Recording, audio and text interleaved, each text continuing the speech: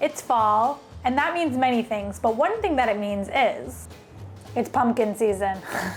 Ooh, this is a big pumpkin. So today we're looking at 5 pumpkin dishes from 5 countries to see what we can do with all of these pumpkins that are available in the stores. Fall also means that pumpkin flavors abound, so I have teamed up with Thrive Market, the sponsor of today's episode, to do a mini fall pumpkin flavored grocery haul. So let's see what I got. We've got a box of orange colors. A lot of really good stuff. Thrive Market is a membership-based online grocery store that brings high-quality ingredients right to your doorstep. Pumpkin spice crispy treats, yum. Pumpkin spice oat milk to make some coffee at home. And from their household section, pumpkin and cinnamon spice hand cleaner and countertop cleaner. And amazingly enough, they are the first online-only retailer to accept SNAP EBT, making it easier for millions of families to have access to healthy groceries that they need. For my sister's son, I got some kids snack bars, pumpkin pie flavor.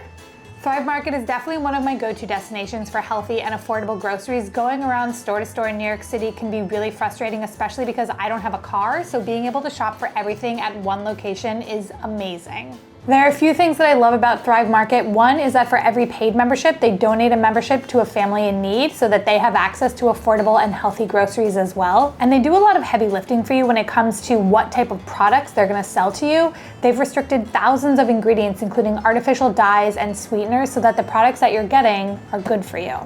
I have to try the pumpkin popcorn. Ooh, kind of sweet and pumpkin-y. That's good. To help support me and the channel, go to thrivemarket.com/Beryl to get 30% off your first order plus a free gift when you join Thrive Market today.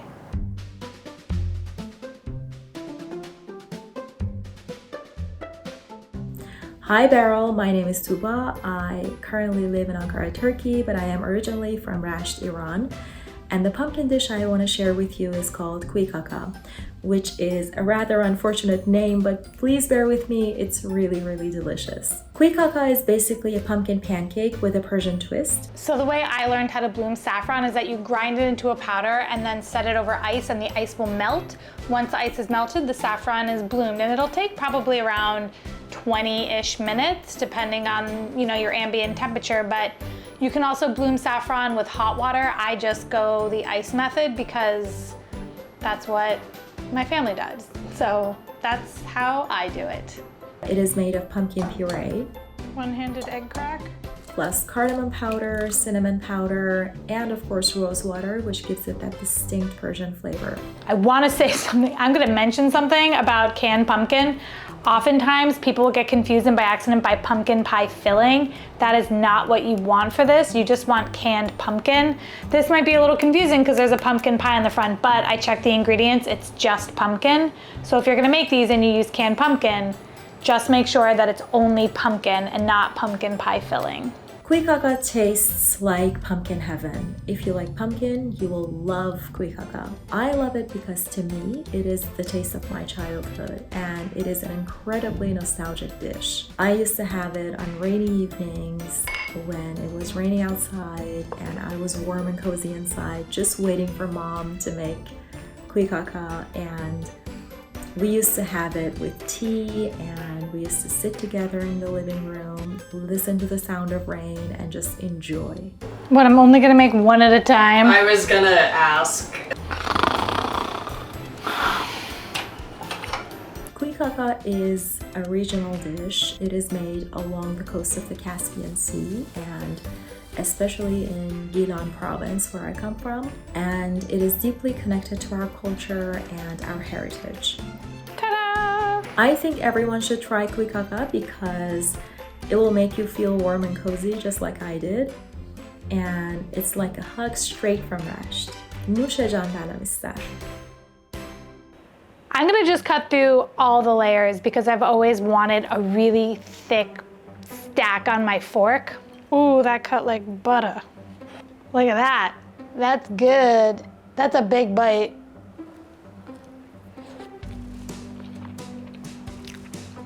These are incredible. 10 out of 10. Would recommend to family and friends. This pancake is delicious. The pumpkin and yogurt has made them so moist. This might be the moistest pancake I've ever had. I was worried that 4 tablespoons of rose water would be too much, but it's not. It's actually like, I could add a little bit more to get that rose flavor amped up a bit, but there's this like a very lovely hint of rose in the background. The cardamom and the cinnamon add like this cozy spiced flavor to it, and the pumpkin is just so creamy. Oh, I need another big bite. I could eat like this whole stack of pancakes. There's like 8 pancakes in here.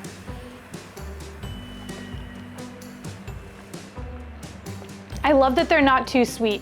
We put about half a cup of sugar in them. If you want a sweeter pancake, you can add more sugar. We went with half, and I think for me, it's the perfect amount. We also put a little bit of agave on top, and that adds a level of sweetness to it. So I feel like for me, it's the perfect sweetness level. I'm supposed to talk about these pancakes, but I just want to eat them.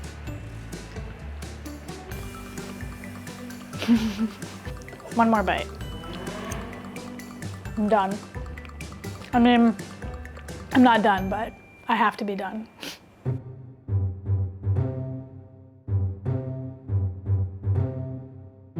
Hi, my name is Christina and I am from Austria. Today I want to talk about pumpkin cream soup, or Kürbiscremesuppe, how we call it. So it's a vegetable soup, it's creamy, it's luscious, and we love it very much. We have it especially in fall time in nearly every restaurant. So this is a pumpkin pie pumpkin. It's a sweeter pumpkin, which is what we're looking for this recipe. You can also use a Hokkaido pumpkin, but we couldn't find that. A pumpkin pie pumpkin, just to say, is different than like a jack-o'-lantern pumpkin. They're a lot smaller, there's more flesh, and they are sweeter. So if you're carving a jack-o'-lantern, you can't necessarily use the flesh from that to make a dish like this, because it's gonna just taste really, really different and not be as sweet as what you would want. If you're gonna make this and you have all the seeds left over like I do, I will leave a recipe in the description for how to roast them to make some nice salty pumpkin seeds. And I like to have it with a drizzle of pumpkin seed oil on top. With leftovers, I love to make kind of a one-pot meal, just the soup, a little splash of water or broth, and some fresh pasta or gnocchi. Takes just a few minutes and is very, very good to eat. So you can use chicken or vegetable stock. I'm going with a vegetarian version of the soup, so we are doing veggie stock for this one. I like pepper. I think I've known this dish all my life. I also grow my own pumpkins, so I have it every year, multiple times, and yes, the whole family loves it. Oh my God. I've never done this before. Can you tell? I found pumpkin gnocchi for our pumpkin soup, which I think was perfectly fitting. I've never had pumpkin gnocchi before, but it's just gnocchi with pumpkin puree in it, so it's probably gonna be really good.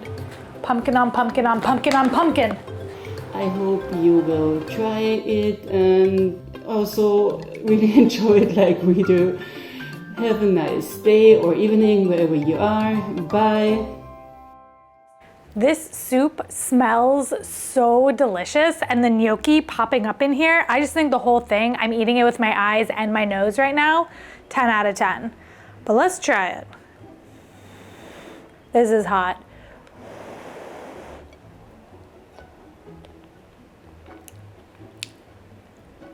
Heck yeah, that is fabulous.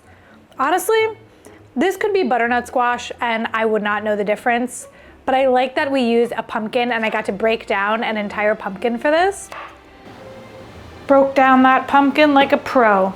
This soup is the definition of comforting on a cold fall day, and today in New York City it's actually raining, and it just feels like so right to be eating this soup. The seasoning is really subtle. It's just salt and pepper, but you can taste the butter and the onions and the garlic a little bit in the background, so it's not one note.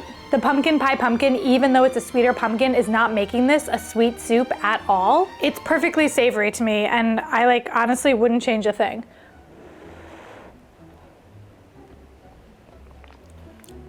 It just warms you up as it goes down. It's so nice. the pumpkin seeds that I put on top and the black pumpkin seed oil is from the region that Christina is from, so everything is kind of, you know, like comes together in the end. Pumpkin soup with pumpkin seeds with pumpkin seed oil. It's a very pumpkin-y dish and it's delicious.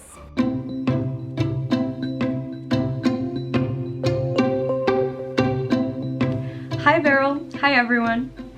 My name is Carolina, I'm 19 years old and I was born and raised in Oporto, Portugal. The dish I want to share with you is called Doce de Abóbora, or pumpkin jam in English. It is an absolute fall staple everywhere here in Portugal.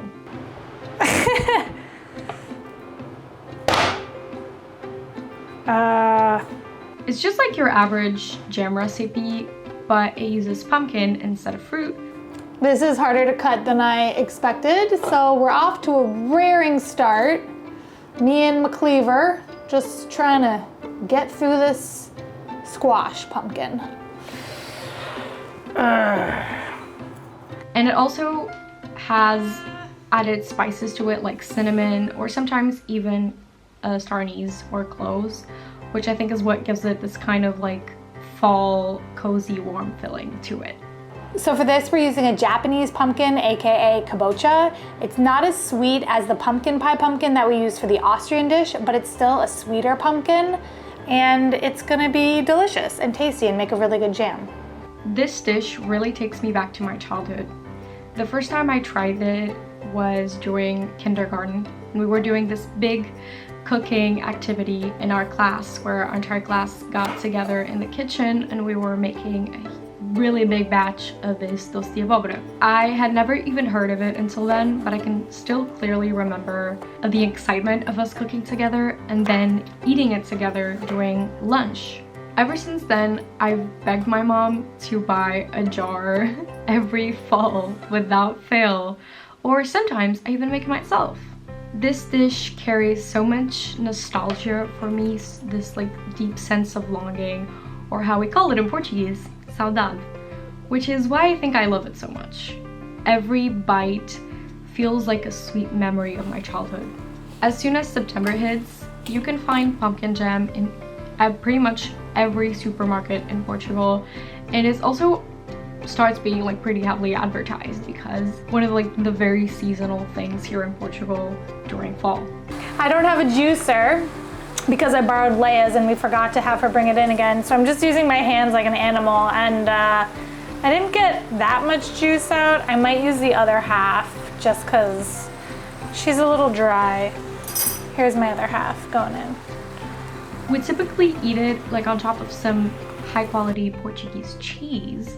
So I did cover it in the last shot, but then I realized I needed to uncover it. So if you're gonna try this at home, don't cook it covered because a lot of liquid is gonna come out and you want that liquid to cook down and everything. So now I have this jam-like consistency, which happened really quickly. But yeah, cook it uncovered. The way I prefer to eat it personally is on top of some toasted bread with like a little bit of more cinnamon on top. I think that's the perfect way to eat it. If you like fall flavors and spiced sweets, I think that you will love Doce de Abóbora. Hope you enjoy it. Thank you so much. Bye. I have my pumpkin jam cheese board for one.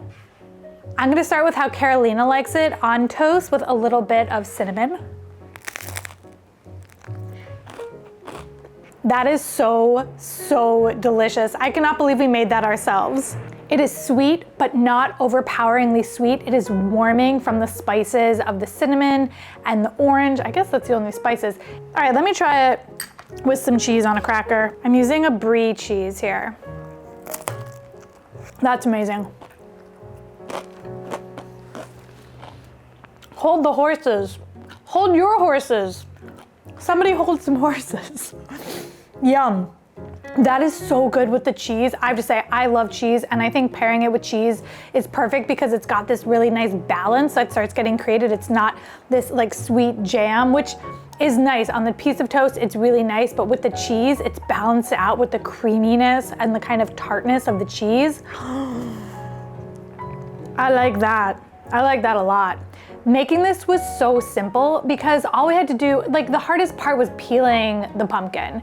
This looks like a murder scene.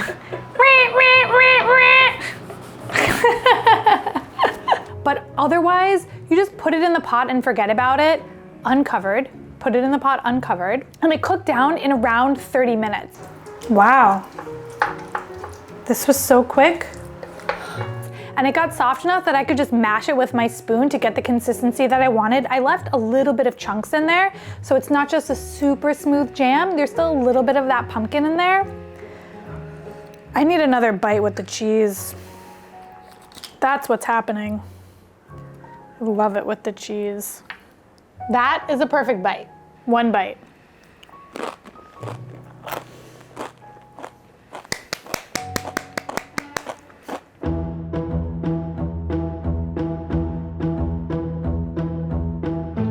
Hi everyone, I'm Carmela. Hi, I'm Kiara-Rose and we're from South Africa. The dish we would like to be sharing with you today is pumpkin fritters, also known as Pampoen cookies in Afrikaans.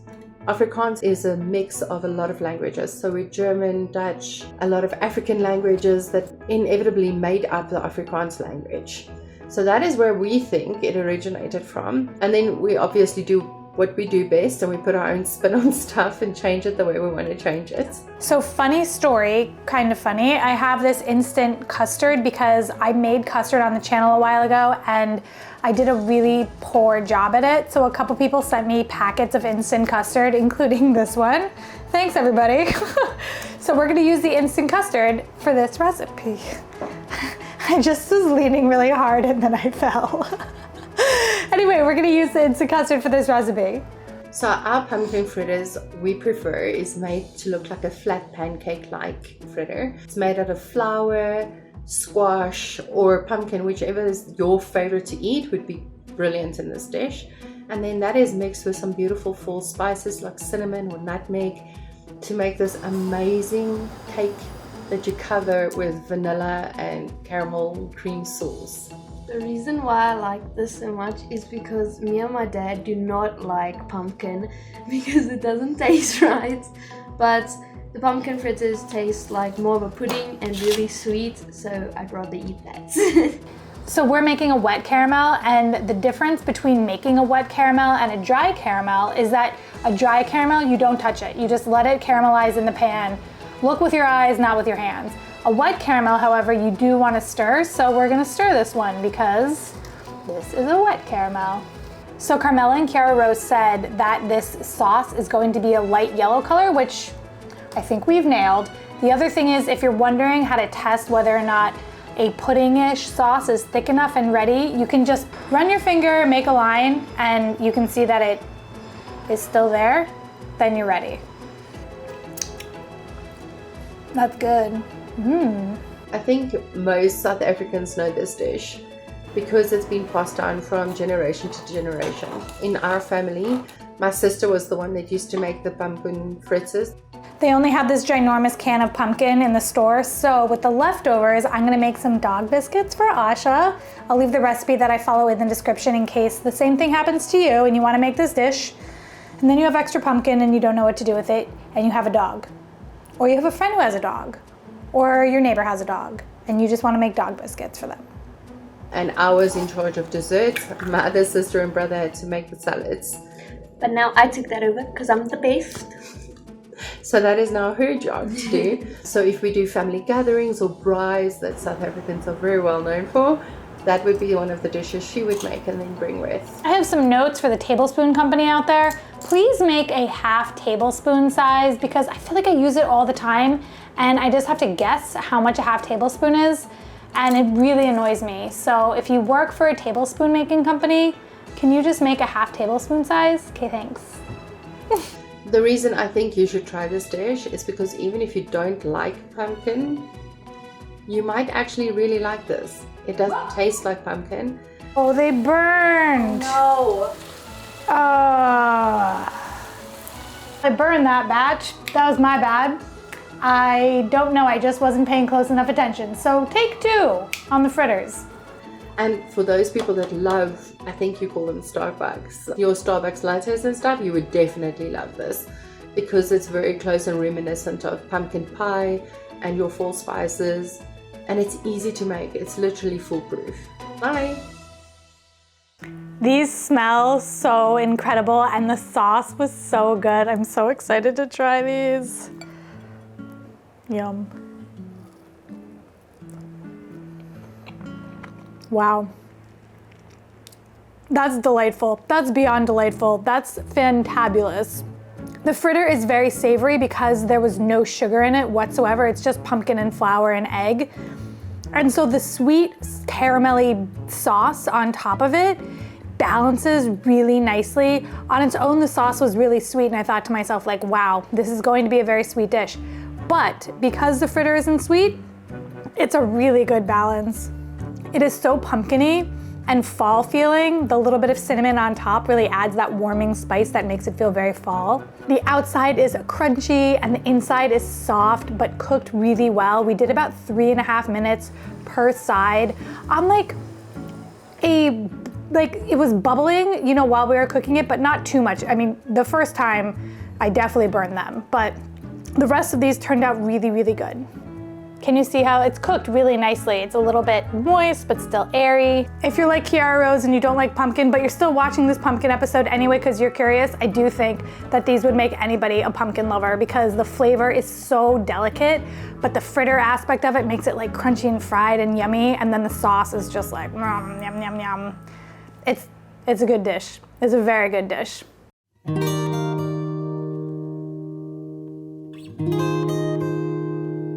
Hi everyone, my name is Melis. I live in the Silicon Valley in California. I was born in the United States, but half my family is from Turkey, and I lived there for several years as an adult. The dish I want to share with you today is Kabak Tatlısı, which literally translates to pumpkin dessert in English.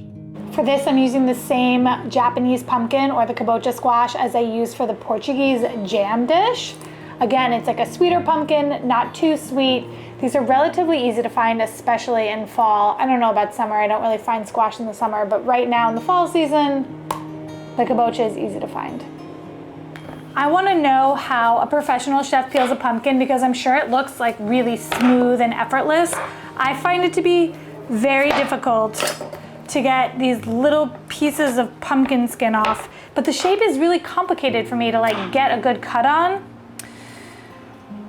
So if anyone has a good hack as to how to peel a pumpkin, leave it in the comments. So if any of us are gonna make this recipe, we'll know how to do it better. Traditionally, the pumpkin is cooked with sugar until tender and glossy, then served with tahini or kaymak, which is like clotted cream, and topped with walnuts or pistachios. Some versions, including mine, add warming spices and a little orange blossom water for extra fragrance. Kabak Tatlısı reminds me of a more vegetal pumpkin pie, almost like a deconstructed pumpkin pie with a Turkish, Middle Eastern spin. Well, that was a very tedious process of putting 1 clove into each of these pieces, but we got there. It smells nice, pumpkin and clove. It's a great combination. But yeah, my fingers feel like a little raw from like pushing the clove in each one, but we're okay. We did it. We did it. We're using orange blossom water. It smells like heaven. Honestly, it kind of smells like my in-laws' house in India. Just so beautiful and floral and fragrant. Orange blossom is a beautiful, beautiful thing. I'm excited that we're cooking with it. If you've ever had baklava, you'll recognize that almost cloying syrupy sweetness. But unlike baklava, Kabak Tatlısı is topped with tahini or cream, which cuts through the sweetness. The nuts add a crunchy counterpoint to the soft pumpkin, and the version I'm sharing adds cinnamon, cloves, and orange blossom water, which give it a fragrant, cozy lift.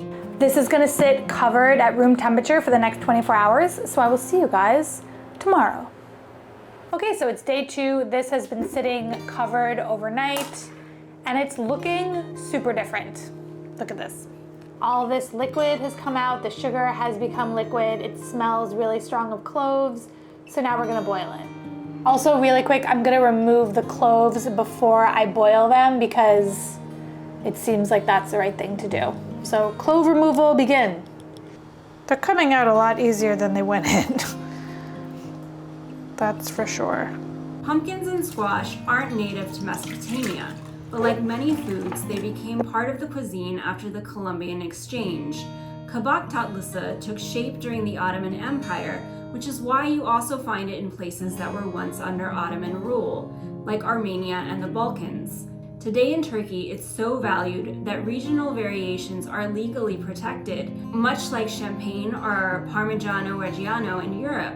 The recipe I'm sharing is a spin on the Antalya style, sugary pumpkin topped with tahini and walnuts, which is usually what people mean when they say Kabak Tatlısı. Since it's made with fresh pumpkin, Kabak Tatlısı is mostly a fall and winter dish. During pumpkin season, you'll find it on restaurant menus and in people's homes. You should try Kabak Tatlısı not only because it's delicious, but because it's one of the most accessible Turkish desserts.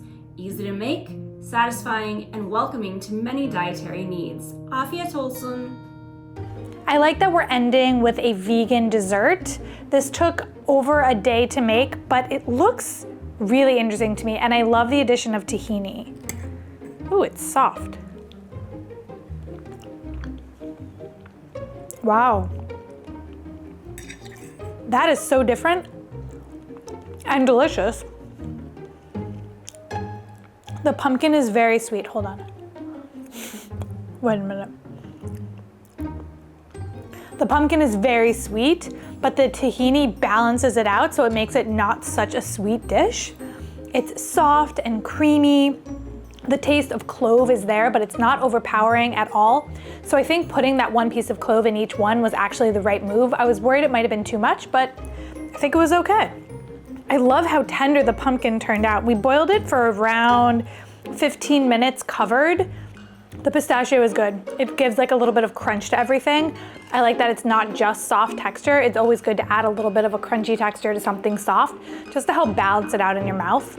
The pumpkin itself is already a little bit sweet because pumpkin is a little bit sweet, especially when you cook it, but we let it sit in that sugar overnight and it really just infiltrated everything. It's easy to eat, I'll tell you that. It's a fabulous dessert, something totally different, and something that I think is really achievable because we're not using ingredients that are hard to find. It was just sugar and cloves. And if you really don't like cloves, you don't have to use them. You could just do with the sugar. I hope you enjoyed these pumpkin recipes and found something new to inspire you. Let me know in the comments which one you might consider trying. Don't forget that all the recipes are on my website, beryl.nyc. And until next week, I'm leaving you with our apple episode and our chicken episode, which was super interesting and I highly recommend you watch it. I will see you all in my next episode.